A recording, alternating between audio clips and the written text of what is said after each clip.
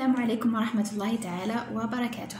The topic of intervention entitled The Role of Islamic Principles in Promoting the Waste Recycling, Culture and Environment Protection. طبعا عنوان هذه المداخلة باللغة العربية هو كالتالي: دور المبادئ الإسلامية في تعزيز ثقافة إعادة تدوير النفايات وحماية البيئة.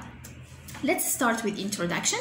There are many verses in Quran that not only show the power and the majesty of God, but also illustrate the importance of caring for the earth. As we debate on climate change around the world is contained, it is important that Muslims live up to their role and how they can contribute. Whether you believe in climate change or not, there is no doubt that this universe has a right to us. This earth is a blessing from Allah, which we will be held accountable for. As a Muslim, we must understand that the way we deal with the earth and allow ourselves to be treated can be a source of regret for us on Judgment Day. In addition, hadiths or the traditions of Prophet Muhammad, peace and peace upon him, also deal extensively with the various aspects of environment, including resource conservation, land reclamation, and environmental hygiene. Prophet Muhammad discouraged overconsumption, luxury, and lavishness, and encouraged moderation in all walks of life. The most popular hadith on environment states, "The earth is green and beautiful, and Allah has appointed you His steward over it," which reiterates Quran teaching that human beings have been given the responsibility of guardianship over the natural environment. When we think about recycling, we need to think about the whole idea: reduce, reuse, and recycle. We have been reckless in the way we treat the earth, and the time has come to make a change, not only in the way we do things, but also in the way we think. Accordingly, this paper comes to clarify the perspective of Islam about environment protection and recycling. This is done through answering the following main problem. What is the role of Islamic principle in promoting the waste recycling, culture and environment protection? And what are the main literatures that have investigated a similar subject? This study seeks to achieve the following objectives. The first one, to clarify some concepts related to environment protection and recycling. The second one, to review some literatures related to the subject. The third one, to identify the role of Islamic principles in promoting the environment protection. And the last one, to identify the role of Islamic principles in promoting the recycling culture. We divided this study into 3 chapters. The first chapter, literature review.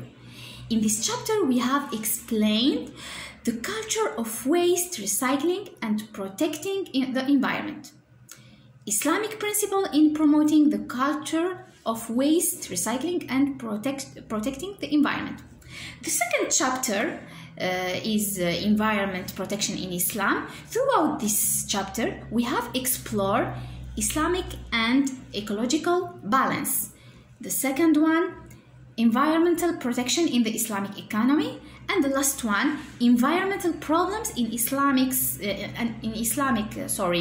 countries and strategies for facing them.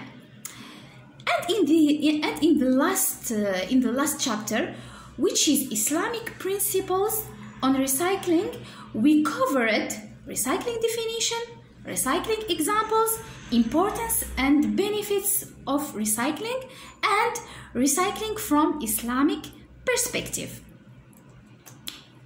The study concluded that there are many verses and hadiths that have extensively dealt with the various aspects of environment protection, including resource conservation, land reclamation, and environmental hygiene.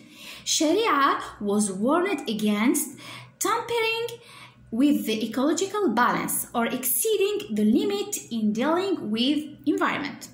Moreover, the Sharia gives more concern to recycling, since this latter is very important for conserving resources from waste, hence protecting the earth. Moreover, the Sharia principles don't prohibit the recycling of waste and the idea, even if it is new, appeared in industrial development, technology, and contemporary development, but there were some earlier practices of traditional waste recycling, such as tanning dead skin, the nuclei they sucked in with the slurry and turned them into fodder for camels, and the use of saddle, manure, and animal dung as a natural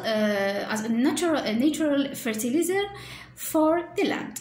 Finally, from the reviewed literature, it can be concluded that the best practice of individuals embracing Islamic principles is to avoid wasteful consumption and support the recycling idea by managing the cleanliness for resolving the different global environmental health issue contributed by inappropriate waste recycling and lack of strategies for environmental protection.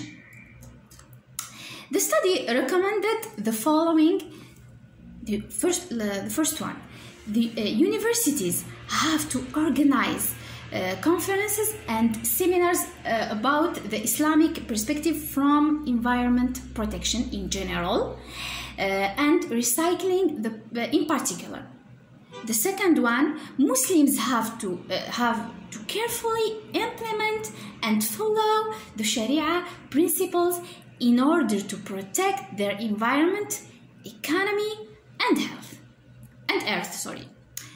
The last recommendation, it is worthwhile to reward recycling practitioners in order to encourage them and to motivate other people and institutions to follow them.